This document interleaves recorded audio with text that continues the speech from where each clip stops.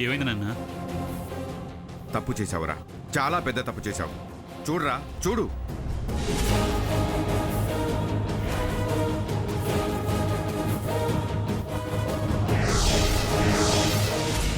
నీ తప్పుడు ఆలోచనలు, నీ తప్పుడు నిర్ణయాలే దీని అంతటికీ కారణం.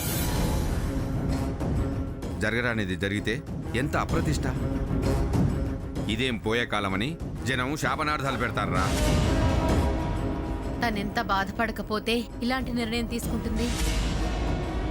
దీన్ని బట్టి నువ్వెంత మూర్ఖంగా ప్రవర్తించుంటావో, అబార్షన్ అని ఎంత బాధ పెట్టుంటావో అర్థమవుతోంది. ఎవర్రా, ఎవరు నీకు ఈ మాత్రం బతుకునిచ్చేది? అటు బతుకు తెరువు, ఇటు బావోదా ఇస్తే ఏమైందిరా నీకు? ఇంకా ఏదో కావాలన్న ఆశ ఏంటిరా నీకు? నీ ఆశ మొదటికే మోసం తెచ్చింది. రేపు ఎలాంటి కొడుకును కన్నావమ్మా అంటే నా మొహం ఎలా ఎత్తుకు తిరగలరా? ఇంత ధైర్యం చేస్తుంది అనుకోలేదు. తను గాని అబార్షన్ చేయించుకుంటే ఆదిత్య మన ప్రాణాలు తీయడం ఖాయం.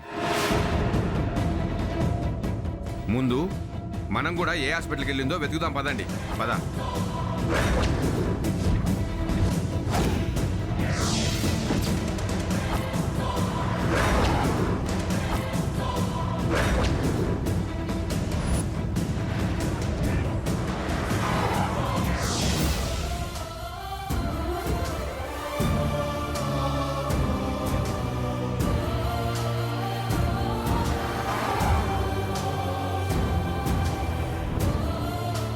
దీప్తికి అబోర్షన్ ఏ డాక్టర్స్ అంత తేలిగ్గా చేయరు.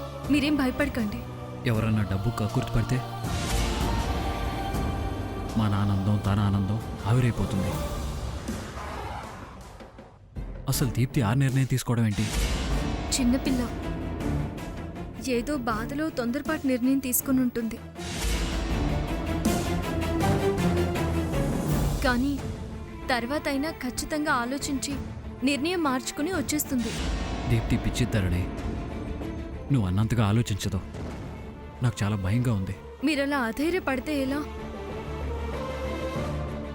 నాకైతే ఆ ప్రయత్నం ఫలించదనిపిస్తుంది.